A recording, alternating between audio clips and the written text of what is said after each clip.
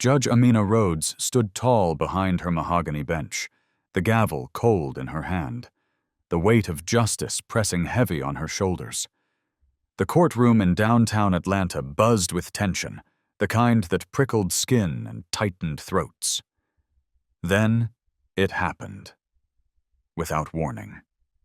Officer Brent Maddox, a hulking figure in a pristine blue uniform, lunged from the witness stand. His boots pounded across the polished floor like war drums, and before anyone could react, he slammed his boot into Amina's ribs with a sickening crack. The sound echoed, a violent punctuation mark in a room meant for order. She collapsed. Gasps sucked the air from the gallery. Some rose to their feet, others froze, their phones trembling in their hands. Maddox sneered, standing over her like a conqueror, a smug curl on his lips as if he'd just silenced a nuisance, not assaulted a judge. But 4 minutes later, 4 eternal, blistering minutes, blood on her lip, pain ricocheting through her chest, Amina rose. Steady, defiant, regal. "I'm the judge here." Her voice cut like a blade through the stunned silence. The deputies hesitated, their eyes flickering between her and Maddox, the badge on his chest glinting like a shield of immunity. But when her finger pointed and her words rang again, "Arrest him!" they moved.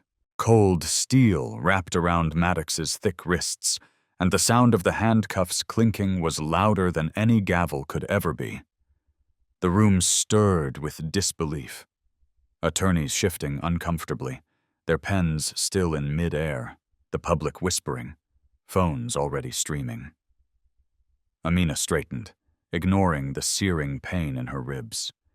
She was 42, black, a product of Atlanta's South Side, and she'd earned her seat with blood, sweat, and brilliance. And still, a white officer believed he could knock her down and walk away untouched.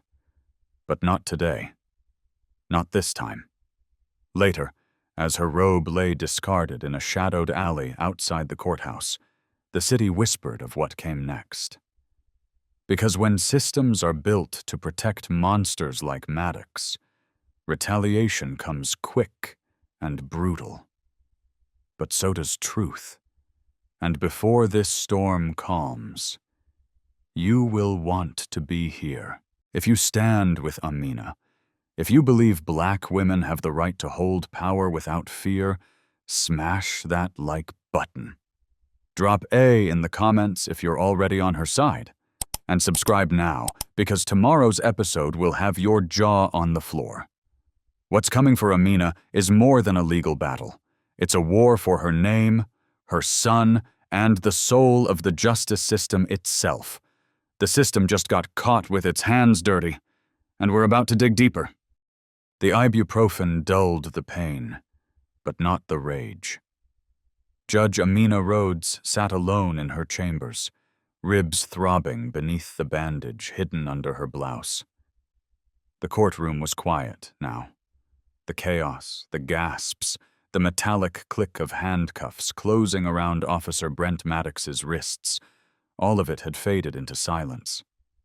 But in her head, the moment played on a loop, his boot slamming into her side, the sickening crunch, the stunned disbelief in the room, and then her rising, bloodied but unbroken, to declare, "I'm the judge here."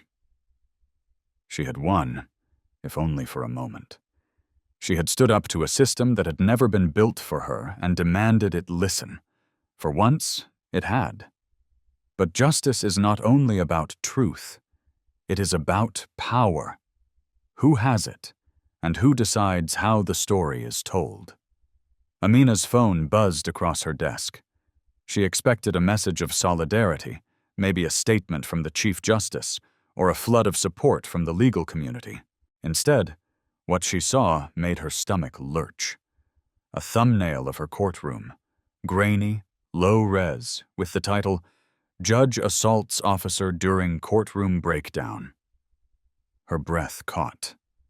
She tapped the screen, heart hammering. And there it was. edited footage, skewed angle. A frame where her hand was raised, midpoint, perhaps, or maybe just a motion to stand. But the context twisted like a blade. The voiceover was slick, rehearsed.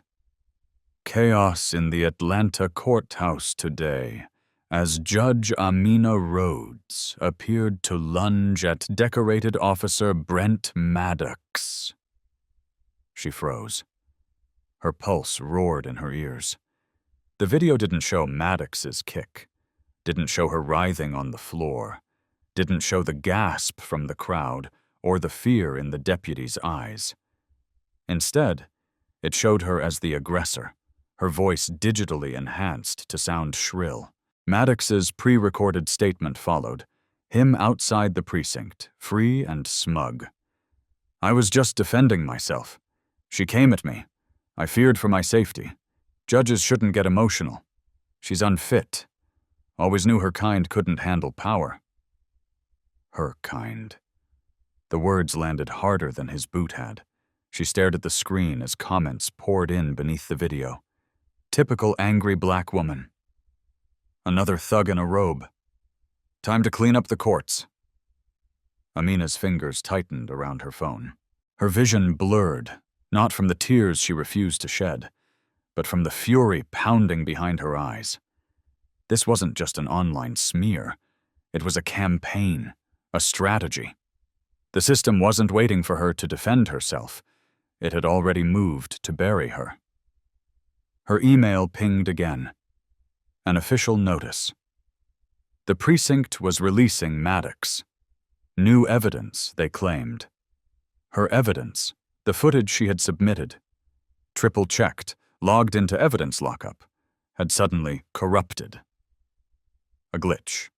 No backup. Gone. The one thing that proved everything, a lifeline turned to dust. Worse still, she was now charged. Obstruction of justice and falsifying the record. The irony punched the air from her lungs. She was the one bleeding. She was the one kicked in open court. But now, somehow, she was the criminal? Her hands trembled as she rose from her desk. The system wasn't broken. It was functioning exactly as designed. This wasn't just Brent Maddox. This was Chief Marshal Kessler. The one who had loomed in her courtroom that day, silent and calculating. His gray eyes had spoken louder than any threat. This was him pulling strings. Quietly, effectively, turning her resistance into ammunition against her. She left the courthouse into a night that felt heavier than most. The air clung to her skin like a warning. Outside, whispers chased her like shadows. Clerks wouldn't meet her eyes. Bailiffs, who'd once nodded with respect, now looked through her. "Heard she started it," one muttered. "I always said she had an attitude," another whispered.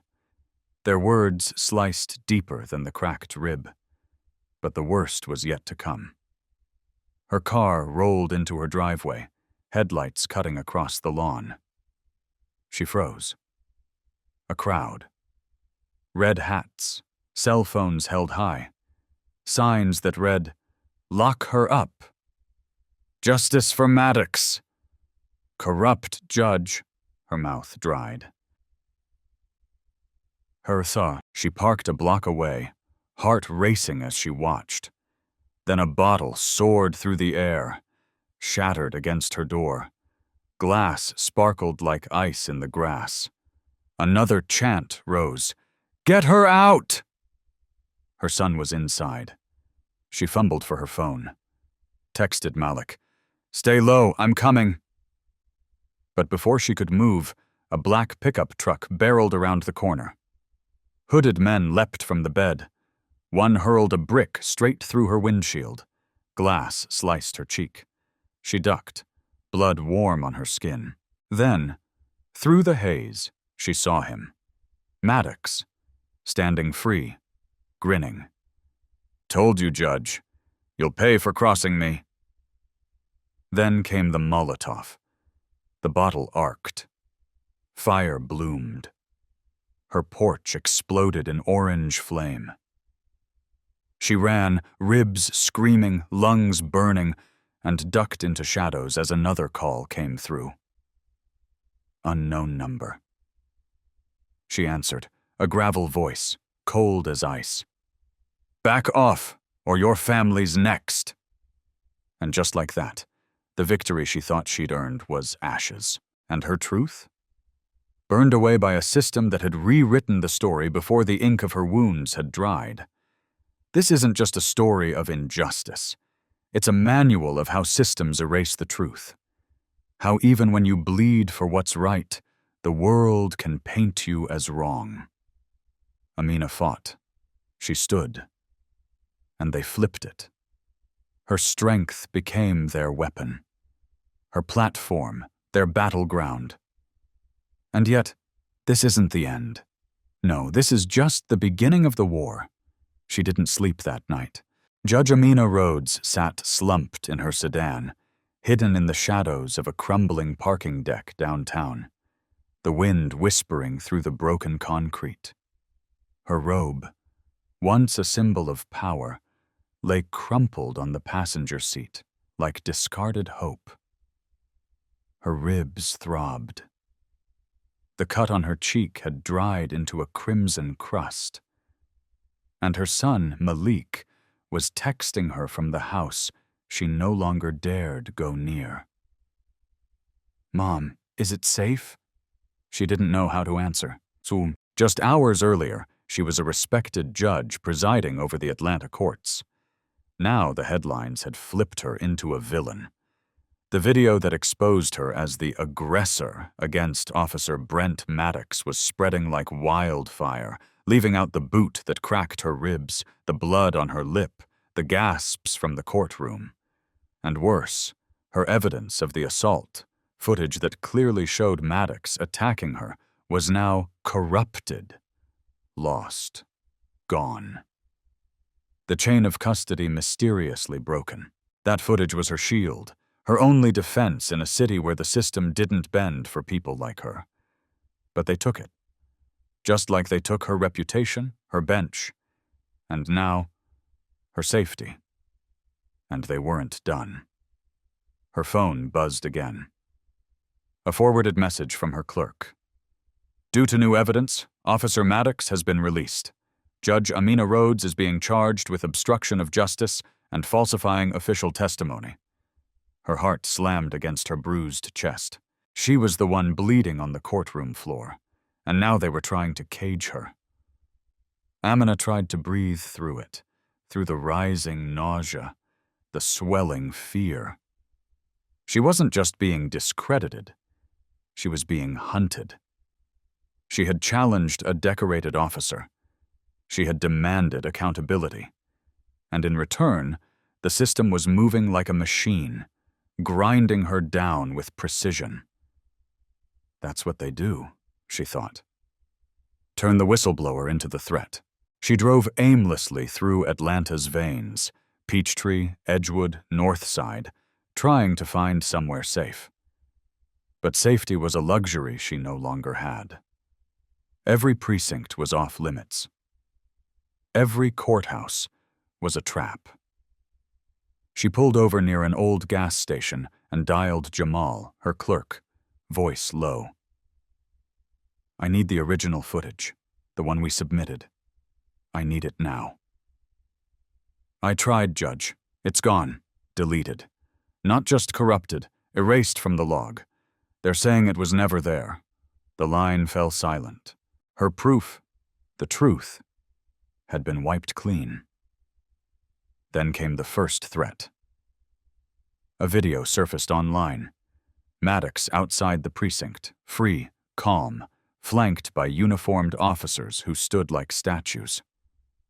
"She lunged at me," he said to reporters. "I defended myself. It's a shame what she's trying to do. Judges like her make it harder for all of us." His voice dripped with smugness. The crowd behind him, red hats, American flags, and signs reading "Blue Lives Matter More," cheered as if he'd just won a war. And just like that, her city began to turn. Within hours, her inbox filled with hate, death threats, racial slurs. Her face was plastered across news feeds with headlines like, "Corrupt Black Judge Attacks Hero Cop," and "Should Activist Judges Be Removed?" She even saw a deepfake video circulating, her face altered to make it look like she'd screamed racial epithets at Maddox before the altercation. It was laughable. She barely raised her voice, but it didn't matter. Facts weren't armor, and lies moved faster than justice. Then the mob came. Her house, a modest 2-story tucked away in Vine City, had once been her sanctuary. The place where Malik learned to ride his bike, where she spent nights studying case law with a glass of wine and her late husband's photo watching over her from the mantel. But that night, the lawn flooded with angry faces. A crowd swelled outside, chanting, "No justice, no peace." But this time, not for her. For him. She parked a block away, watching in horror as signs bobbed in the air. "She's a liar. Unfit for the bench. Lock her up." Then came the brick. It smashed her car's rear window, spraying shards across her back seat. She ducked, blood trickling from a cut on her temple, and called Malik. "Mom," he cried, "there's smoke coming from the porch." "Get to the basement," she ordered. "Now!" The porch went up in flames moments later. A Molotov cocktail hurled through the air, an arc of fire that set their welcome mat ablaze and ignited the wooden steps. She watched helplessly from the shadows. And then she saw him. Maddox. Out of uniform, hoodie pulled low, but unmistakable. His grin was pure venom. "You think you can beat this system?" he shouted across the chaos. "You're nothing, Judge Rhodes." Then her phone rang. Unknown number. She answered. A gravel voice on the line. "Back off, or your son disappears next." Her blood froze. She floored the gas and sped to the back alley, pounding on the storm door. Malik was safe, for now. But that moment marked a line she couldn't uncross. This was war. Not just against her, but against anyone who dared to speak truth into the system's rot. Against black women who rose too high. Against single mothers who carried both a child and a cause. Against survivors of the system who came back to dismantle it. She couldn't go home again, so she ran. A dingy motel off I-85. A fake name at the front desk. A burner phone. Every time she stepped outside, she wore a hoodie pulled low. Every time she saw a patrol car, her breath caught. She became a ghost in her own city, hiding from a badge she used to serve alongside. Days passed. Her face spread across cable news. They played loops of her altercation, edited for drama, framed for outrage. One commentator called her an angry judge with a vendetta. Another asked, "Why are we letting activist judges push anti-police narratives?" But the worst blow came 1 week later. The Georgia Judicial Board announced her suspension, pending investigation. They cited inappropriate conduct, potential falsification of events, and actions that endangered public trust. She stared at the screen as the news anchor's voice clipped through the motel's static-filled TV. Suspended. Stripped. Disgraced. Her bench. Her name. Her life's work. Gone. And still, she didn't stop. Because the truth hadn't changed. She had felt that kick. She had tasted her own blood. She had watched the system twist her pain into their power. But even in hiding, she wasn't done. She met with Trey, a former cop turned PI, in the back of a diner with flickering neon and bad coffee. Together, they started to dig. Old complaints against Maddox, cover-ups, unsealed documents, and behind them all, a pattern and a signature, Chief Marshal Kessler, the man who watched her from the courtroom as she ordered Maddox's arrest, the one who didn't flinch when the boot landed, who didn't blink when the gavel fell. He had been waiting for her to rise so he could push her off the edge. And he had. But what Kessler didn't know, what Maddox couldn't imagine, was that Amina was forged in fire long before they struck the match. She wasn't just hiding anymore. She was hunting. Judge Amina Rhodes had always known that speaking the truth in a system built on silence came with consequences. But she never imagined it would come wrapped in smoke, fire, and the image of her child standing at the edge of terror. The night her house burned wasn't just an attack. It was a message, a declaration. She had gone too far. And now they were coming for her soul. The flames rose fast, greedy tongues of fire curling around the porch columns, crackling through the air like laughter. A bottle had shattered just seconds before, a Molotov cocktail thrown with precision, fury, and purpose. She'd watched it from down the street, parked in a borrowed car with a busted windshield, and her breath caught in her throat. Her ribs still ached from Maddox's boot. Her cheekbone throbbed from broken glass, and her heart had been racing since the mob showed up unannounced on her lawn. Faces contorted with hate, shouting her name like a curse. Her son, Malik, was inside. That fact hit her like a freight train, slamming through bone and reason. She bolted from the car, feet pounding against cracked pavement, every breath a stab of pain. "Malik!" she screamed, her voice slicing the chaos. "Malik! Answer me!" Her fingers fumbled for her phone, dialing, praying. One ring. Two. Then, "Mom, I'm hiding. The front's on fire." "Stay low. I'm coming." Her voice cracked under the weight of terror. She couldn't lose him. She could survive losing her bench, her title, her reputation, but not him. Then she saw him. Officer Brent Maddox, standing outside the burning home, far from handcuffs, far from punishment, free, proud, smirking. His hoodie pulled up, but his posture unmistakable. He held a second bottle in one hand, a lit rag in the other, its flame flickering like a devil's tongue. "Told you, Judge," he roared over the crowd, who now cheered him like a conquering hero. "You'll regret ever crossing me." The second Molotov sailed through the air. She didn't even think. She moved, ribs screaming, breath gone, sprinting toward the porch. A blast of heat slapped her across the face as the bottle exploded near the stairs. Glass sliced through her jeans, embedding in her thigh. Blood welled, but she didn't care. She had to get to Malik. But then her phone rang again. Unknown number. She hesitated.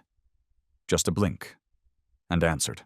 A man's voice, low and gravel-coated, rasped through the receiver. "Back off, Judge, or your family's next, starting with your boy." The line went dead. The silence was louder than the fire. That moment broke something in her. It wasn't just rage. It was something deeper. Sharper.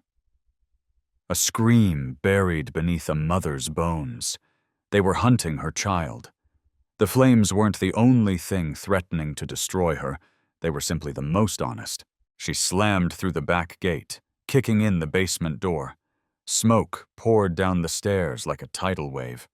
She dropped low, heart pounding, and crawled through the haze until she found Malik curled behind the water heater, face streaked with ash, eyes wide with fear.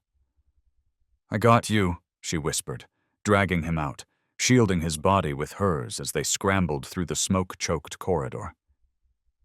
Outside, sirens finally howled in the distance, but too late. Her house, her sanctuary, was an inferno. Her neighbors stood and watched, some filming, some whispering. One man muttered, "Good, she brought this on herself." Another woman said, "I warned you about stirring things up." She wanted to scream, but all she could do was kneel in the grass, Malik wrapped in her arms, the fire painting their faces orange and red as it consumed everything they had built. And then she saw it, a swastika spray-painted on her charred front door, black and fresh, the paint still dripping. Beneath it, a note pinned with a blade. "Quit, or we'll bury you deeper." Her blood ran cold. The police arrived minutes later, blank stares, shrugged shoulders. A single officer looked around and said, "Looks like gang activity." Gang activity? "This was organized," she hissed. "You can't see that?" But they didn't care. They never did. Not when the target was a black woman with power. Not when the system saw her as the problem, and the violence against her as correction. That night, she took Malik and drove. Nowhere in particular. Just away. They ended up in an old motel off the highway, the kind where the lights flicker and the air smells of mold and rust. Malik slept in her lap, trembling even in his dreams. Aisha stared at the ceiling, ribs aching, burns on her hands, the word "quit" echoing in her mind. But she wouldn't, because if she did, then what was it all for? The cases she'd fought to overturn, the families she'd helped, the girls who saw her and whispered, "That could be me someday." They could take her house, they could take her bench, but they would not take her purpose. The next morning she called Trey, the ex-cop turned private investigator who had already dug up Maddox's buried misconduct. Her voice was steel. "Find me everything on Kessler. I don't care how deep you have to go. I want proof of what he's protecting. I want names. I want records. I want leverage." Trey didn't argue. He knew better now, and within 48 hours, he brought her what she needed. Buried files, whispered payments, photos, links between Chief Kessler and a known white supremacist group, the Georgia White Alliance. Funds funneled, internal complaints suppressed, records scrubbed, officers promoted for silence. It was everything, and it could burn down the whole damn machine. She drove to the one journalist she still trusted, Leah Carter, a bulldog from the Atlanta Sentinel, who had once lost a job for refusing to bury a story on police brutality. She met her in a parking garage at midnight, slammed the folder on the hood of Leah's car. "Print it," she said. "No edits, no sugar. Tell them the truth." And by noon the next day, the city knew everything. The headline screamed across every screen, "Atlanta's top cop linked to white supremacist group."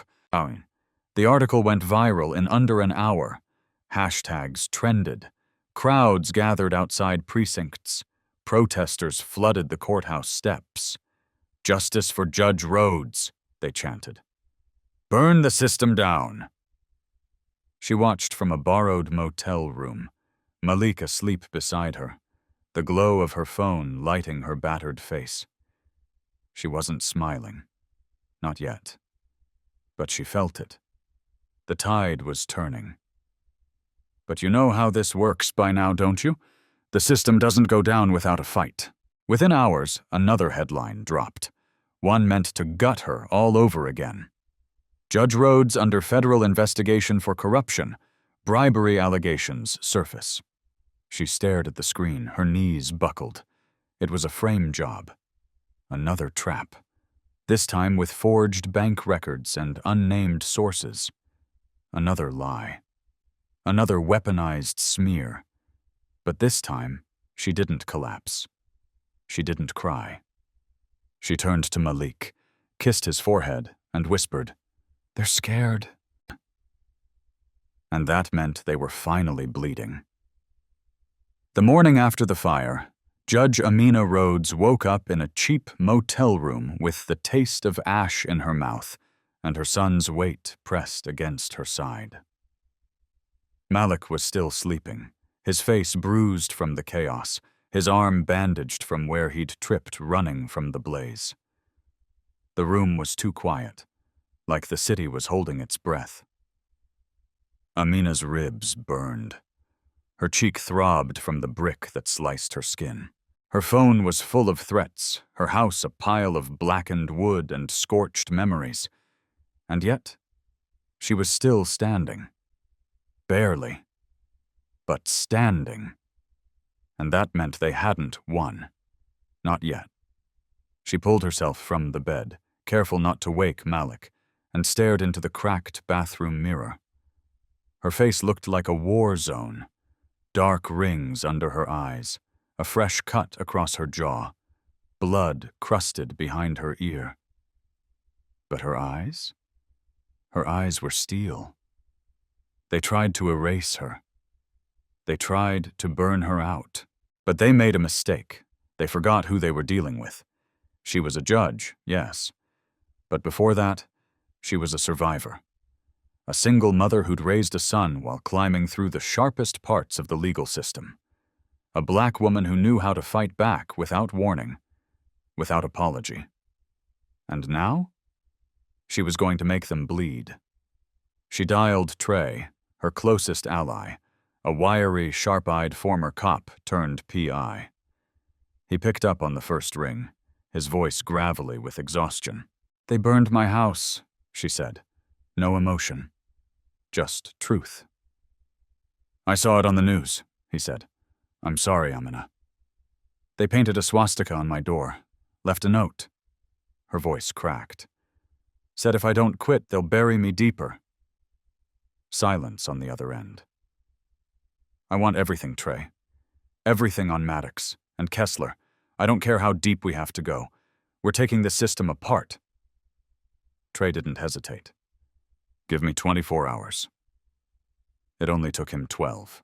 He showed up at the motel the next morning, dark circles under his eyes and a thick manila folder in his hands. His fingers trembled as he set it on the table. "You need to brace yourself," he said. Amina opened it. Inside were 20 separate complaints against Officer Brent Maddox.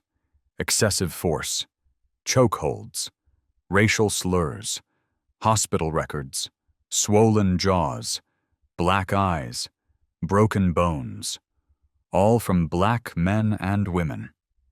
None ever saw justice.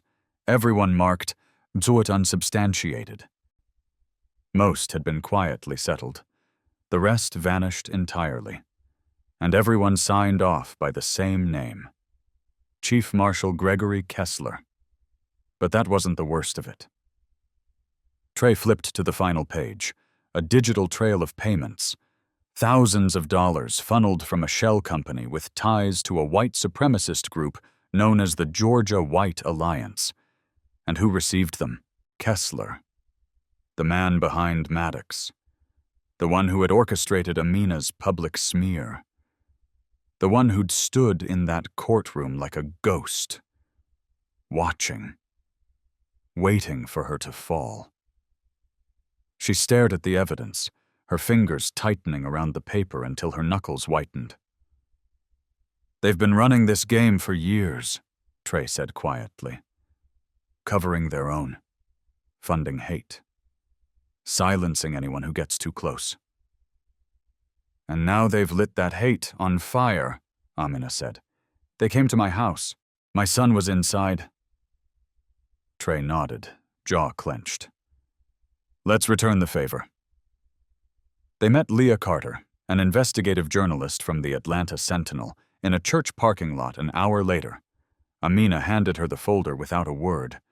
Leah flipped through it, her eyes widening with every page. "If I run this, I won't be able to protect you." "I don't need protection," Amina said. "I need a spotlight." And by noon, the fire Amina had been waiting for finally ignited. The headline screamed across Atlanta. 20 complaints against Officer Maddox buried by Chief Kessler. Ties to white supremacy exposed. Screens lit up. Hashtags trended. #Justice for Amina. Expose Kessler. Burn the shield. Crowds gathered outside the precinct. Protesters surrounded the courthouse. News vans camped out overnight. And for the first time since this nightmare began, Amina felt it. The tide turning. Her phone buzzed every minute. Messages of support from former clerks, civil rights attorneys, old classmates, strangers. "You started something, Amina," Leah texted. "You cracked it open." But even as hope flickered in the distance, she didn't let her guard down. Because the system never loses quietly. That night, as she walked back to the motel, Malik curled up on the couch. She spotted a black car parked near the dumpster. Tinted windows. Engine idling. Watching. Waiting. She didn't stop walking, but she made a decision. No more hiding. No more fear. No more silence. She went back inside and turned on the news. The coverage was still rolling. Kessler's name was everywhere. Anchors demanded his resignation. Former officers came forward anonymously. A protester was live on camera yelling, "We believe, Amina. We see the truth now." She turned to Malik and whispered, "We've got them scared." But fear, when cornered, fights back. Just after midnight, her burner phone buzzed again. No caller ID, just breathing on the other end. Then a voice she knew too well. "You're playing a dangerous game, Judge. You think the truth is going to save you? Think again."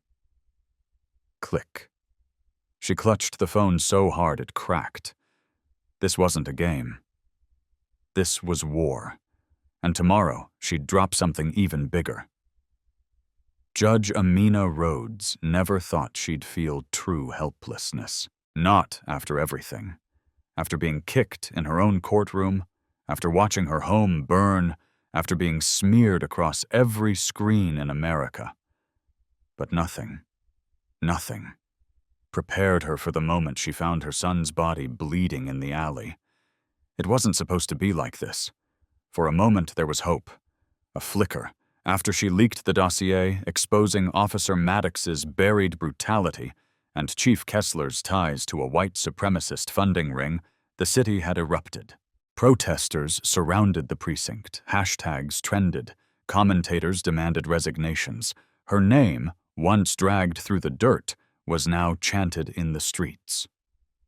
"Justice for Judge Rhodes!" And for a heartbeat, she let herself breathe. She drove to Aunt Lena's house in Vine City to hug Malik, to touch his face, and know he was safe. He opened the door before she even knocked. Lanky, bruised, but upright, his smile tired, but still real. "You winning, Mom," he whispered, as she wrapped him in a hug so tight her ribs screamed. For one night, they were okay, but good things didn't last for women like her. The next morning, her phone buzzed. It was Trey, her ally and PI, his voice tight, terrified. "Check on Malik, now."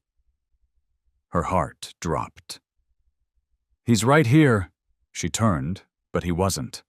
She called out his name. No answer. "What's going on?" she demanded. "Video just surfaced. Says you found Malik hurt near a dumpster behind Lena's place." Her blood went cold. She ran outside, sprinting down the street, lungs burning, her body still bruised, heart pounding like a war drum. She turned the corner into the alley and stopped cold. Malik.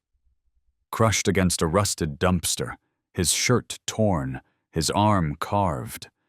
The words slashed in red across his flesh read, "Your mom's dead." She collapsed to her knees, a scream tearing from her throat. She gathered his body into her arms, blood soaking her sleeves, trembling as she pressed her jacket to the wounds. He stirred. Barely. His pulse faint, but there. He wasn't dead. But he was close. She called 911, her voice broken. "My son's been attacked. He's bleeding. Please!" The officers arrived minutes later, their sirens loud, faces blank. They stepped out of their car, looked at Malik, and shrugged. "Gang stuff," one muttered. "You serious?" she snapped, rising to her feet. "He was targeted. This is retaliation. This is Maddox. This is Kessler." The officer looked at her like she was a problem. "You need to calm down, ma'am." "I am calm. You're the one ignoring a hate crime." "Not our jurisdiction," the other officer said, already writing on his pad. "Not our problem." Not our problem. Amina's blood boiled. Her son was bleeding in front of them, carved like a message. But these officers weren't here to help. They were here to look the other way, just like the others had when Maddox's boot met her ribs. Just like the courts had when her footage disappeared. She rode in the ambulance to Grady Memorial, holding Malik's hand, whispering through tears. "I'm here. I've got you. I've got you, baby." The paramedics worked in silence. The monitors beeped. The blood wouldn't stop. He would survive, they said. But the cuts were deep. The trauma deeper. She sat beside his hospital bed.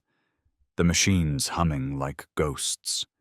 The fluorescent lights flickering above her. She stroked his hair. His carved arm now wrapped in white bandages, and felt a rage rise that she had no words for. Rage at the system. At the silence. At the way a 16-year-old boy could be nearly murdered and written off as gang activity because he was black, and his mother had dared to challenge power. Then the shadow arrived. Chief Kessler stepped into the room like he owned it.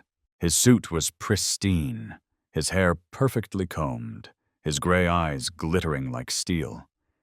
He didn't sit, didn't soften.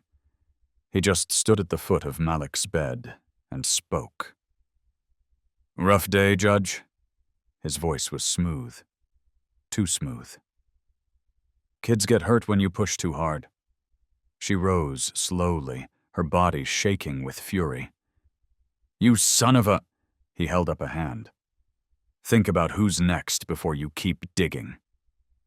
Then he turned, his polished shoes clicking across the linoleum, and disappeared down the hall. She stood frozen, blood boiling, fists clenched, tears streaming down her cheeks, not just from anger, but from fear, real fear. This wasn't just about her anymore. This was her son, her only child, her heart, and now he was marked. She looked down at Malik, at the way his eyelids fluttered in his sleep, his lips twitching like he was still running from them in his dreams. She had exposed Maddox. She had cracked Kessler's armor. She had turned the city's outrage into a weapon. But this attack, was a message. Clear and brutal. We can touch what you love. And now she had to decide. Was she going to keep fighting? Was she going to risk everything, again? She didn't hesitate. Yes. Because if she quit now, she'd be telling every black mother, every silenced voice, every person who ever believed in her that the system wins. That corruption gets to write the ending. That if you fight back, they get to hurt your children and walk away clean. No, she would not quit. She called Trey and whispered through clenched teeth, "Get me more. Get me everything. We're going to bury them." She stayed by Malik's side that night, her hand wrapped around his, whispering promises through the hum of machines. "I'll fix this," she said. "I don't care what I have to burn down. I'll fix this." And when he finally opened his eyes the next morning, barely awake, voice raspy, he whispered one sentence, "Don't stop, Mom." That was all she needed. Judge Amina Rhodes had filed plenty of lawsuits in her career. She had seen every tactic: delay, deny, deflect. She'd watched victims cry in the witness box, knowing the system wasn't built for them. But this time? This lawsuit was hers. This one carried her name. And it was personal. Her ribs still ached from Maddox's kick. Her jaw pulsed from the mob's brick. Her skin bore fresh burns from the firebombing of her home. And her son, Malik, still trembled in his sleep, his arm wrapped in gauze, the carved threat haunting his every breath. But Amina wasn't hiding anymore. She was marching into battle. "I'm suing the Atlanta PD," she told her team that morning, "for obstruction, assault, evidence tampering, and malicious prosecution." She dropped the stack of complaints Trey had unearthed onto the conference table like a gauntlet.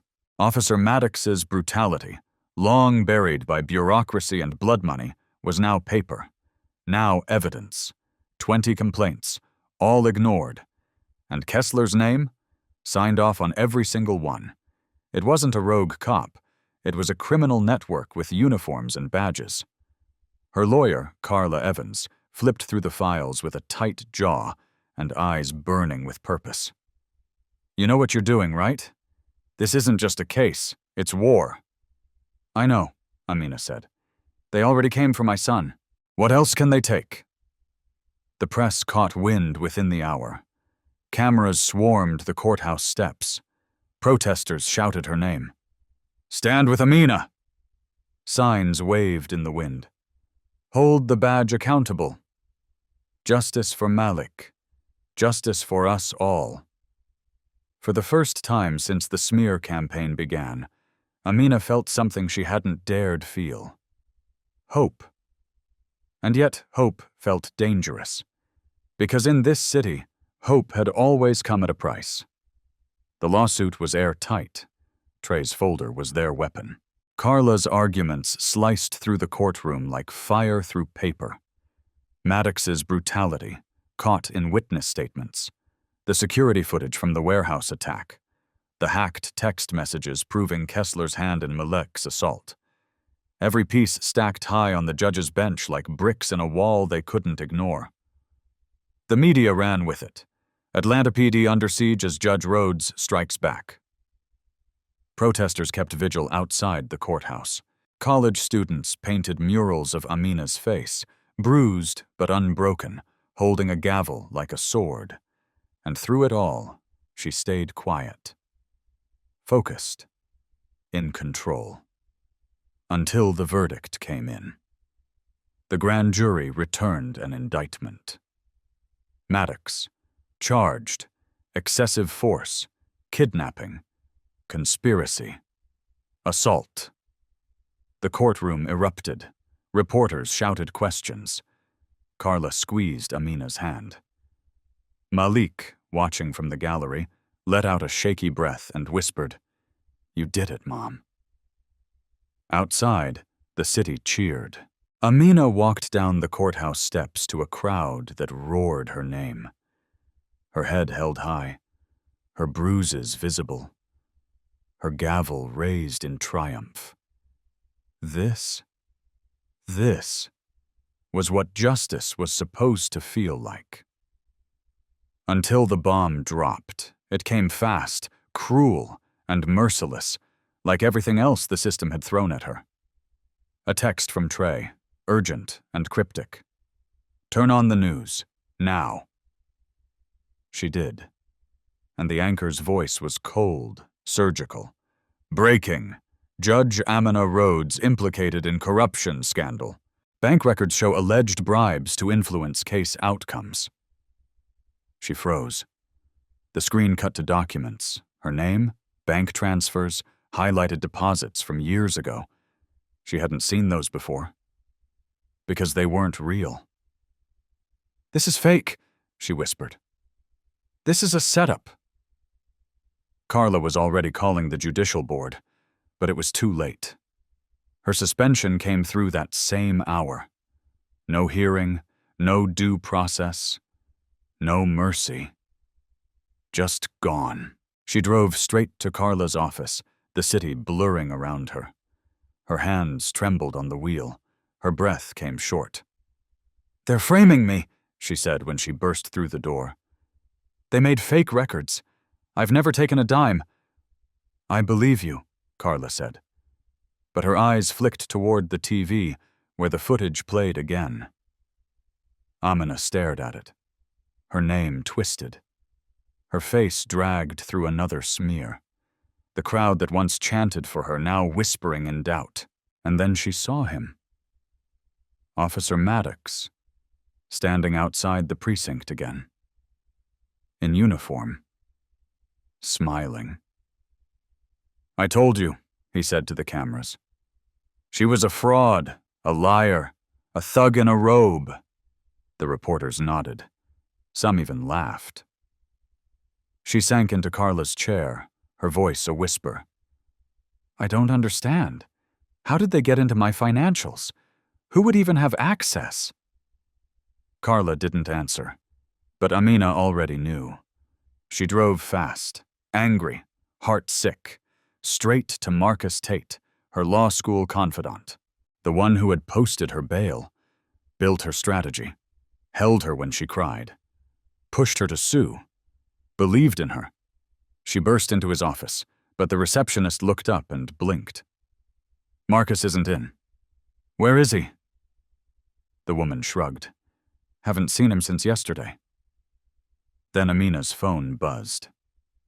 It was Leah, her voice a whisper. "Audio just dropped. Marcus. Selling your files. Saying he planted everything."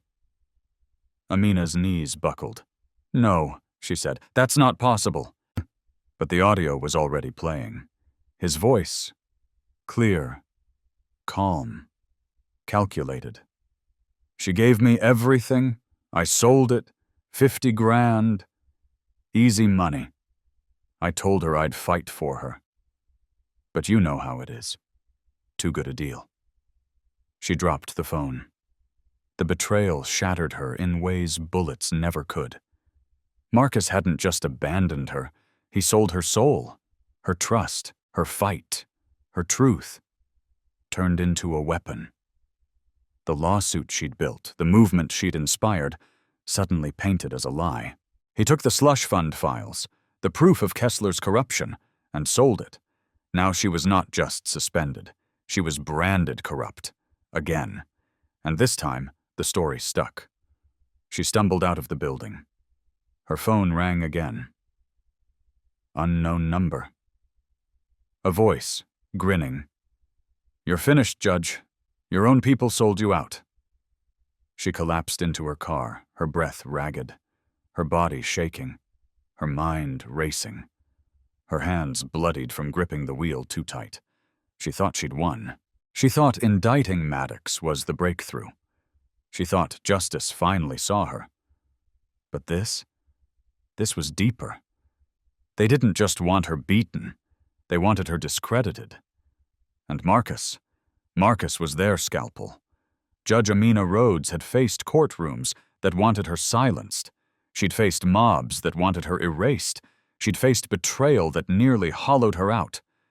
But nothing came close to the fear she felt when they took Malik, her only son, 16 years old, brave, brilliant, still healing from the last time they'd come for him. One moment, he was safe at Aunt Lena's. The next, gone. Disappeared in broad daylight. 2 men. A van. A camera. Then a photo texted to her burner phone. Malik duct-taped to a chair, his mouth gagged, eyes wide with terror. And across the image in dripping red letters, "Drop all charges or he dies." Amina's scream cracked the motel room walls. She fell to her knees, clutching the phone so tight it cut her palm. Trey rushed in seconds later, laptop in hand, voice shaky as he scanned the GPS data. "They're using a burner," he said. but I got a ping. Industrial zone. Old warehouse. Off I-20. She didn't wait. She grabbed her coat, her ribs still bandaged from the crash, her wrist trembling in a brace. She shoved a kitchen knife into her sleeve. You coming? Trey looked at her, horrified. You're not serious. Amina, you're hurt. They have my son! That was all it took. They drove fast, silent. The city passed like shadows through glass. Her pulse was a drumbeat in her ears, every breath laced with fire. She hadn't slept, had barely eaten. But nothing mattered. Not her trial, not her broken bones. Only Malik. The warehouse loomed like a tomb, rusted metal and shattered windows, crouching in the dark like it was waiting. They parked down the block, no lights, no sound, except inside. Voices. She crept in, knife gripped in her hand, Trey covering her with an old service pistol he'd dug from his glove box. They moved like ghosts through the broken frame of the building. Concrete, oil, rot. And then she saw him. Malik, tied to a chair, bruised, shaking. His head hung low, but he was alive. Standing over him, gun in hand, was Officer Maddox. And behind him, in the shadows, Chief Kessler. Amina's heart stopped. Look who finally showed up, Maddox sneered, turning to face her. Judge Hero, thought you could embarrass me? Take me down? You kidnapped my son, she said, voice shaking with rage. You carved his arm. You burned our house. And now you think you're getting out of this? He laughed. Nobody's gonna miss a corrupt judge. Your whole life's a stain. Then he raised the gun to Malik's temple. And Amina lunged. She didn't think. She didn't hesitate. The knife slashed across Maddox's wrist, sending the gun clattering to the floor. He roared, grabbing her by the hair and slamming her into a crate. Her ribs screamed. Blood spilled from her mouth. But she didn't stop. She clawed his face, raking skin. He punched her, once, twice, but she headbutted him, stunning him long enough to kick the gun across the floor. Malik was yelling now, his chair tipping over, trying to crawl away even bound. Then Trey fired. A warning shot. It hit the wall inches from Kessler's head. Back off! Trey screamed. But Kessler didn't flinch. He stepped forward, drawing his own weapon, eyes cold. You really think this ends here? And then from behind him, he pulled Malik up by the collar, dragging him back into the darkness. No! Amina screamed, staggering after them, her breath ragged. Take me, not him! But Kessler just smiled. You already took the bait, Judge, he said. Now you burn with it. And then he lit the match. A firebomb, small, fast, and devastating, exploded near the back wall, igniting crates soaked in fuel. Flames roared to life instantly. Trey dragged Amina back as the ceiling groaned. Smoke swallowed the room. Maddox crawled toward the exit, clutching his bleeding wrist. Amina broke free and ran into the fire. She found Malik in a corner, still bound. She cut the rope with shaking hands, coughing, choking, blood in her mouth. We have to go, she said, lifting him despite the searing pain in her ribs. But Kessler wasn't done. He stepped into the firelight, pistol raised, gun trained on Malik. Drop him, he said, or I end it now. Amina stood, shielding her son with her body. Do it, she said, tears streaming down her cheeks. But know this, you may shoot me, you may bury me, but I promise you, I will haunt you. In every courtroom, every headline, every mirror you pass, you'll never outrun what you've done. His hand trembled. And then Malik kicked him, a desperate, wild move. The shot fired wide. Trey tackled Kessler from behind, and the gun skidded across the floor. Flames surged. Beams crashed. Smoke thickened. Amina grabbed Malik and ran. They burst out the back door as the roof caved in. Fire licked at their heels. Trey stumbled after them, face blackened by smoke. Outside, Amina collapsed in the grass, clutching Malik. Sirens wailed in the distance. The warehouse glowed behind them, Kessler still inside. Or so she thought. Malik sobbed in her lap, his arms wrapped around her. "You came," he whispered. "Always," she said, voice breaking. And then she heard the laugh. From the shadows. Kessler. Burned, bloodied, limping, but alive. He stepped into the floodlights as the first cop cars arrived. And they didn't arrest him. They saluted. Amina's heart shattered again. He pointed to her. "That's your terrorist," he said. "She staged this, tried to kill me, burned the building to cover it." The officers raised their guns. On her. The flames devoured everything. The old mill exploded behind her in a blast of heat and shrapnel as Judge Amina Rhodes collapsed in the dirt beside the burning wreckage, her body a ruin of blood and fire, her arms wrapped tightly around Malik, who trembled in her grasp. Her shoulder gushed blood from the gunshot wound. Her leg was scorched, blistered. Her wrist throbbed in a half-torn brace. But none of it mattered. What mattered was this.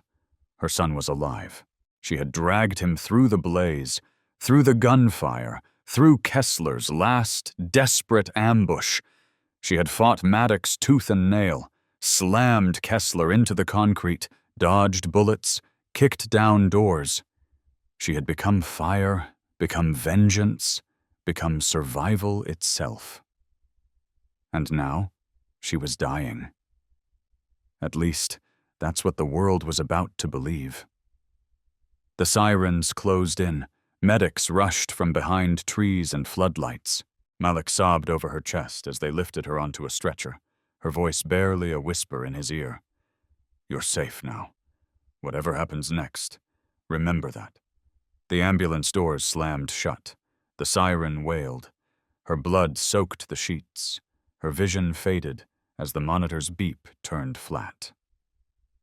Amina Rhodes died on the way to the hospital. That was the story the nation was told. The news broke like a lightning bolt across every major network. Judge Amina Rhodes killed in mill explosion after rescuing son from white supremacist ambush, Kessler's confession confirmed. The nation mourned. Protesters wept.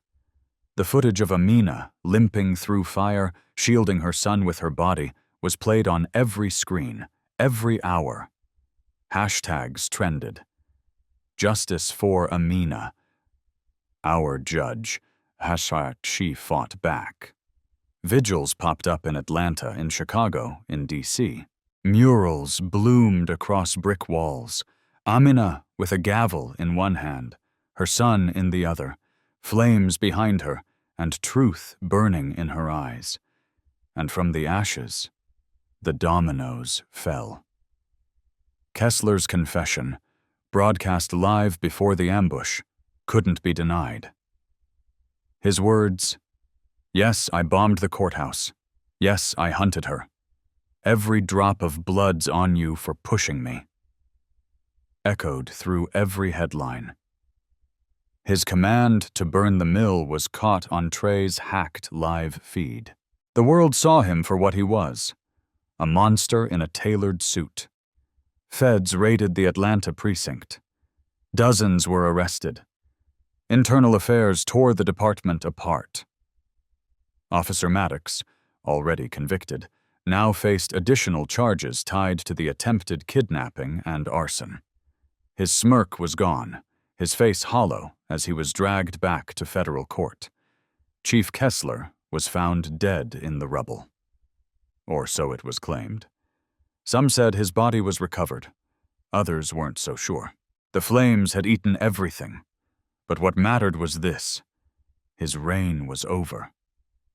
Amina's death became legend, the martyr who fought a system that tried to erase her, and won. Children wrote essays about her. Judges quoted her courage in court. Her gavel, found near the mill, scorched but intact, was placed in a glass case at the Georgia Civil Rights Museum. But what no one knew, not even Malik, was that she wasn't dead. Not yet.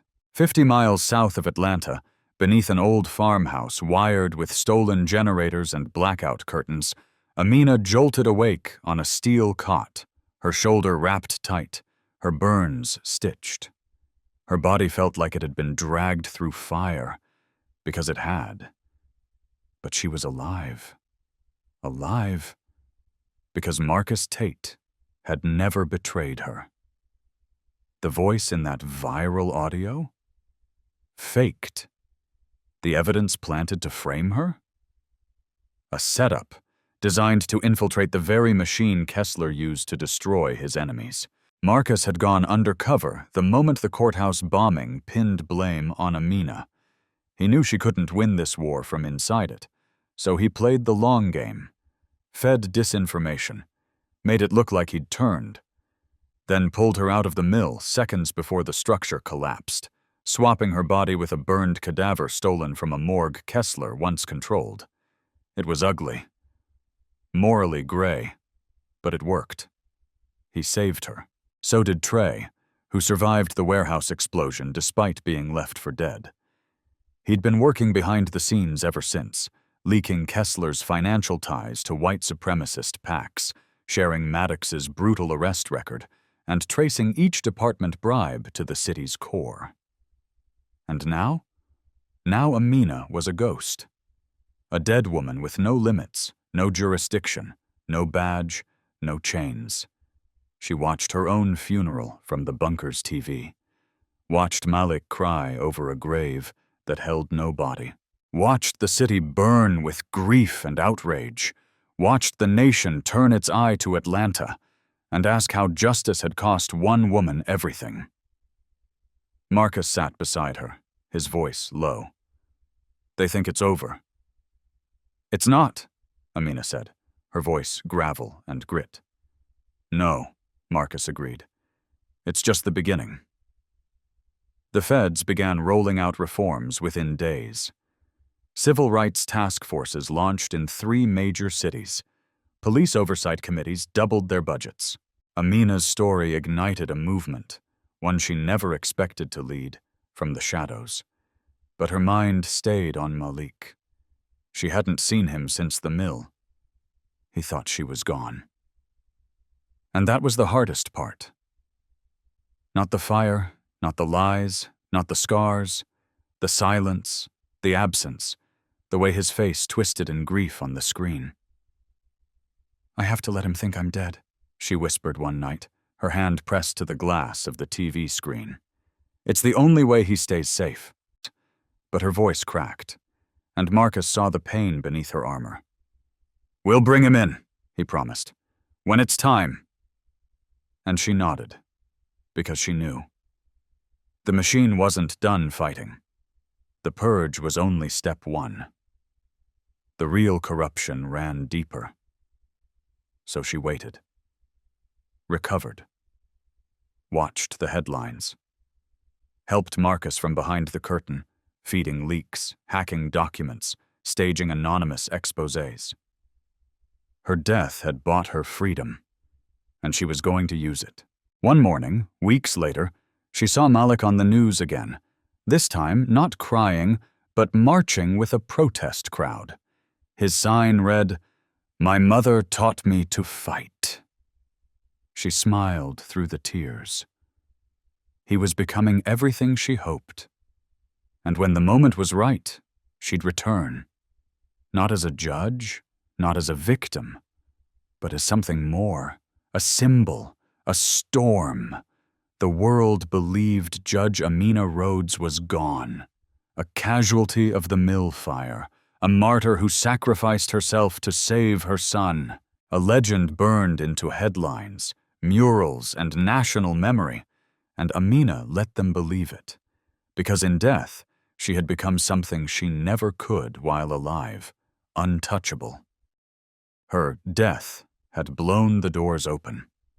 Kessler's confession, broadcast to millions before the ambush, tore through the country like a lightning strike. The FBI raided the Atlanta precinct within 48 hours. SWAT teams kicked down the doors of officers who once scoffed at the idea of accountability. Dozens were arrested. Internal Affairs, long a rubber stamp for cover-ups, was forced to act. The Georgia Bureau of Investigation reopened over 60 cold cases of police violence. 3 corrupt judges resigned. 2 more were indicted. In every press conference, every article, one name echoed like a war drum: Judge Amina Rhodes. But behind the glory was the truth. She was alive. Hidden away in a reinforced bunker under a farmhouse 50 miles outside Atlanta, tended to by Marcus Tate, the man who had once broken her heart, then risked everything to save her. And Trey, her dogged PI and lifelong ally. The woman the world mourned had scars on her shoulders, bruises on her ribs, and a knife wound stitched shut with trembling fingers. She wore sweatpants and bandages. She moved like a ghost. Because part of her was one. Amina spent her days in silence, watching news feeds from an old, cracked TV, her face frozen in screenshots across CNN, MSNBC, and black news networks. Protesters chanted her name in every major city. Law students carried her image on their backpacks. Journalists called her the woman who brought a system to its knees. But Amina wasn't at peace, because the price of becoming a symbol was losing everything else. She hadn't touched Malik's face in weeks, hadn't heard his voice in person, could only watch him on TV, holding a sign at a protest with Lena behind him, her eyes swollen from crying. His shirt read, "She lived, she fought, she mattered." And Amina would trace those words with her fingers across the screen until they blurred with tears. She wanted to go to him. God, she wanted to run to him, press her forehead against his and whisper that she was still here, that she'd never leave again, that every wound, every bruise, every flame was worth it if he was safe. But she couldn't. Kessler's men might be scattered, but not all were caught. The money, the real money fed, hadn't been tracked. Deep pockets and darker forces still moved behind the curtain. Amina knew the game. You don't kill the king and expect the court to vanish.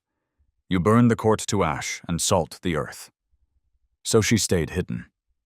Every day, Marcus and Trey brought updates.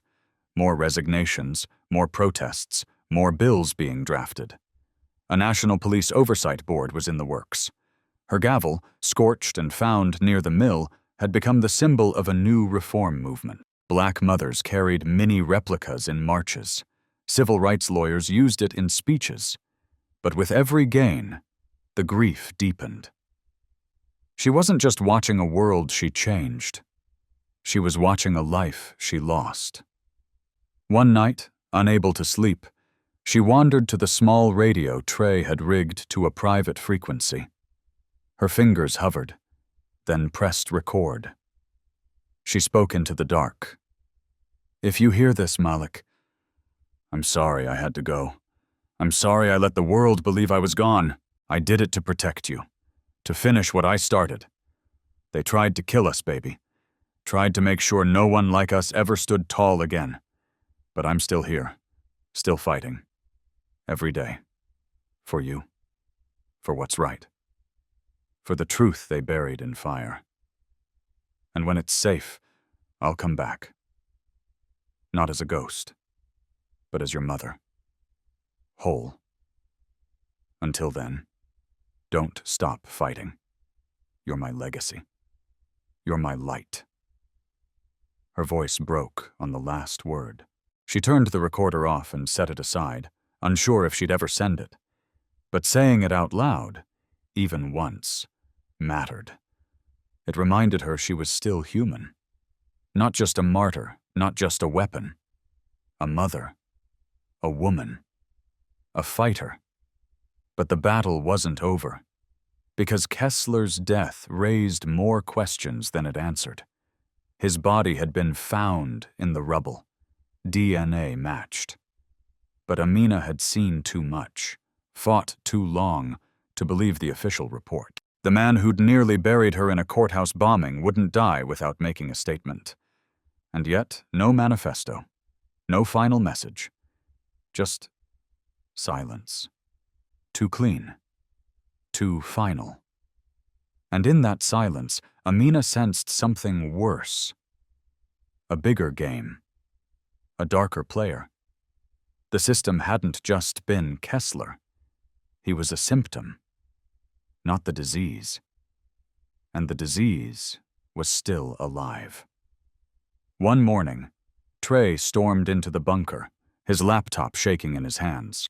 "We've got a problem," he said, dropping into a chair beside her. "What kind of problem?" Amina asked, her chest tightening. "Survivors of the old regime are gathering. Not just cops. Judges, politicians, people who backed Kessler from the shadows." He turned the screen. An email. Leaked. Anonymous. Short and chilling. "The martyr dies. The machine rebuilds. Phase 2 begins." Amina leaned back, her mind spinning. "Phase 2, she whispered. "They're planning a counterstrike." And just like that, her rest was over. She stood. Her ribs ached, her burns flared, but her eyes, they burned hotter. "We go back underground," she said. "We dig until we find the root. We end this, all of it." And Marcus, watching from the doorway, nodded. "You ready to rise again?" She didn't smile. She just whispered, "This time, I don't come back to inspire. I come back to finish it." The Judge Amina Rhodes walked slowly through the forest, the brittle leaves crunching under her boots, the moon casting a faint silver sheen across the shadows. Her hood was pulled tight over her face, not for warmth. The Georgia summer still clung to the night air, but to stay invisible. She was a ghost now, a rumor, a martyr the world mourned, while she still bled in secret. Behind her, the farmhouse that had served as her safe house for months shrank into the trees. In her pocket, a burner phone buzzed with updates, headlines, protests, and bills born from her supposed death. The nation was moving, healing. But Amina wasn't. Not really. She'd watched it all from behind a screen. The candlelit vigils, the street murals, the crowds shouting her name like a battle cry. But the woman they painted on walls, fearless, martyred, legendary, wasn't the woman who woke up screaming at 3 a.m., reliving the warehouse fire. It wasn't the woman who traced the scar across her shoulder, remembering the feel of Maddox's boot, the stink of his breath, the ache of her broken ribs. It wasn't the woman who still hadn't hugged her son. Malik thought she was dead. And in some ways, he wasn't wrong. The Amina he knew had died in that mill. What rose from the ashes wasn't just a judge. She was a strategist, a survivor, a blade waiting to be unsheathed, and she had work to do. Work. Inside the farmhouse, Trey sat at his laptop, fingers flying over keys, eyes bloodshot from endless nights of digging. Every day, he peeled back another layer of the rot left behind by Kessler's network. What they found wasn't just corruption. It was infrastructure. Shell companies funding hate groups, court clerks laundering payouts to abusive officers, judges falsifying case notes, data tampering on a national level, cities beyond Atlanta, Memphis, Charlotte, even LA, all tracing back to the same donors, the same playbook, the same silence. Kessler's fall was only a beginning. The machine had legs. Amina watched from the doorway as Trey cursed at the screen, then slammed his fist on the table. "They're not scared," he said, voice low. "They're just regrouping. We killed the front man, not the engine." "Then we light the whole thing on fire," she replied, stepping into the room. He turned to her, this version of her, bandaged, hollow-eyed, calm in a way that was almost dangerous. She wasn't mourning anymore. She was planning. That night, a video leaked. It was grainy, black and white, and barely a minute long. It showed an unnamed woman in a hood standing beneath a crumbling courthouse wall in a city no one could identify. But the voice? Unmistakable. "You thought you killed me. You burned my name, my home, my body. But I'm still here, and I've seen who you are. This time I'm not coming for justice. I'm coming for your legacy. I'm coming for the blood you buried under badges and back rooms. And I won't stop. Not until your system is dust." The video went viral overnight. At first, the public thought it was deepfake footage, a hoax, a tribute. But then Trey hacked a police archive and dropped another file. Real-time radio audio from the courthouse bombing, the one Kessler orchestrated. In it, a single voice shouted a name. "Get Amina Rhodes out now!" A command never followed. The combination of both clips sent the nation spiraling again. Was she alive? Networks speculated. Podcasts analyzed her breathing pattern. Some called it a conspiracy. Others whispered it was hope. The candlelight vigils returned. The protest chants got louder. And somewhere in a private home on the outskirts of Montgomery, Malik stood at his bedroom window, replaying the video on a loop. His hands trembled. His eyes filled. "She's alive," he whispered, breath catching. "I knew it." Across the country, momentum surged again. Only now it was different. It wasn't mourning. It was mobilization. Amina had become something more than a judge. She had become the heartbeat of a movement. But she wasn't untouchable. That same night, Trey's firewall tripped, a silent alert. They were being tracked. Someone had pinged their signal through an encrypted server in DC. The timing was too perfect, too fast. It wasn't random. Someone in federal law enforcement was still protecting the network. The deep state web Kessler served wasn't just trying to rebuild. It was watching, waiting, which meant Amina's window was closing. She paced the farmhouse, her limbs aching, her skin tight from half-healed burns. Every breath was a reminder of what she lost. But she couldn't stop now. Not when so many still suffered. Not when she had the names, the connections, the evidence. And not when she had one final card left to play, a voice recording of Kessler, retrieved from a hacked phone line days before his supposed death. "Let her think she won. Let the fire burn. We'll rise from the smoke like we always do." His voice was cocky, cruel, and alive, which meant his death. A lie. A trap. The man who ordered the courthouse bombing, who carved her son's arm, who framed her as a terrorist, wasn't dead. He was hiding. That night, Amina sat alone on the farmhouse porch. She lit a single candle. Not for herself, but for every name in her evidence folder. For the mothers who never got to fake their deaths. For the sons who didn't get rescued in time. For the girls who sat in jail because they couldn't afford bail set by men like Kessler.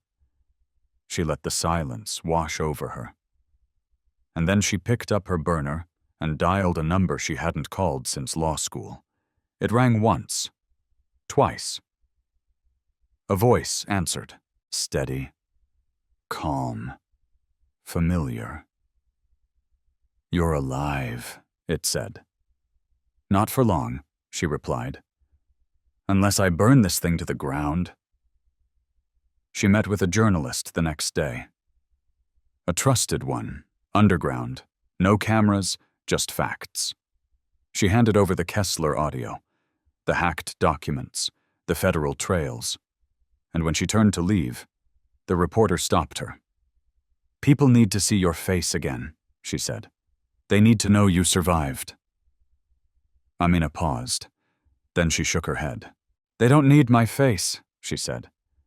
"They need to see what I'm about to do." The day the truth broke wide open was quiet at first. No gunshots, no sirens, no fire licking the sky. Just a screen, flickering to life across thousands of phones, tablets, and TVs, with one image: Judge Amina Rhodes, alive, whole. Standing in front of the Georgia state capitol, flanked by federal marshals and civil rights leaders, holding the badge of the man who tried to erase her. The broadcast cut through the noise of politics and propaganda, the disinformation campaigns and smear jobs, with a voice that had once been silenced and was now sharper than ever. "You thought the fire would kill me, but it forged me. You thought fear would stop me, but it only made me louder. I am not your symbol. I am not your scapegoat. I am Amina Rhodes, and I survived your war. Now I'm building something you can't burn." She dropped the scorched badge on the podium with a sharp clink, the one she'd pulled from the ashes of Aunt Lena's porch, still marked with the precinct number that tied Chief Kessler to the hate group he once secretly funded. That badge had been her proof, her compass, her fire starter. Now it was the final nail in his empire's coffin. Amina's reappearance triggered a political earthquake. Kessler, long thought dead, was dragged from a private compound in Montana just days later, pale, raging, handcuffed. The man who faked his death to escape justice faced a federal indictment that spanned 74 counts: conspiracy, domestic terrorism, kidnapping, attempted murder, evidence tampering, and more. He would never see freedom again. But the real victory? It wasn't the court ruling. It was the awakening. Amina didn't return to reclaim a bench or a title. She returned to rebuild trust in a system that had buried too many. She launched a national reform initiative. The Rhodes Project, dedicated to holding police departments and courtrooms accountable. Community watchdogs, legal defense funds, a mentorship pipeline for young Black law students, all of it funded by people who believed in what she stood for, not what she looked like in a mugshot. She visited cities whose precincts had been gutted by corruption. She walked the same steps where they once threw bottles at her and was met now with open arms, tears, and whispers of "thank you." And the moment she'd waited for, the moment that truly healed her, came on a rainy Thursday afternoon in front of her son's high school. Malik, taller now, stronger, a hint of stubble on his chin. She stepped out of the car slowly, her breath caught in her throat. He turned. Their eyes met. And in the next instant, he was running. He didn't speak, not right away, just wrapped his arms around her like he never wanted to let go. His body shook in her arms, and she held him as tight as her ribs allowed. "You came back," he whispered into her neck. "I never left," she said, tears soaking her lashes. "I just had to make sure when I came back, it was for good." He pulled away, eyes red. "You won." She nodded. "No, baby. We won." Amina's story is more than a tale of corruption or courage. It's a reminder that justice doesn't live in systems. It lives in people who refuse to break. That being afraid doesn't mean you stop. It means you dig deeper. that survival is sacred and healing is resistance. Amina was betrayed, framed, beaten, burned, hunted. But she never became what they wanted her to be. She stayed fierce, she stayed clear, she stayed human, and in doing so, she lit a fire that couldn't be put out, not with lies, not with bullets, not with shame. She taught us something vital, that the world will try to write your ending, but you always have the power to write your next chapter. So if you've ever felt erased, if you've ever been silenced, overlooked, underestimated, if you've ever been told you're too much, you're too loud, stay in your place. Remember Amina. Remember the judge who got kicked in court and stood back up, the mother who faced a gun to her child's head and chose to fight, the woman who let the world bury her and rose anyway. Her story is your reminder that no voice is too small when it speaks the truth. That resilience isn't about bouncing back, it's about breaking through. That you are allowed to burn and still rise brighter. If Amina's journey inspired you, hit like to show her legacy matters. Drop a "Thank you, Amina" in the comments if you believe one voice can still change the world. Subscribe for more powerful stories like hers, real or imagined, but always rooted in truth, fire, and the fight for justice. Because somewhere out there, someone else is standing at the edge of the fire, wondering if they can survive. Send them this. Let them know they can. This story was for Amina, but it's also for you. Stay strong, stay sharp, and never stop rising, because justice doesn't rest, and neither should we.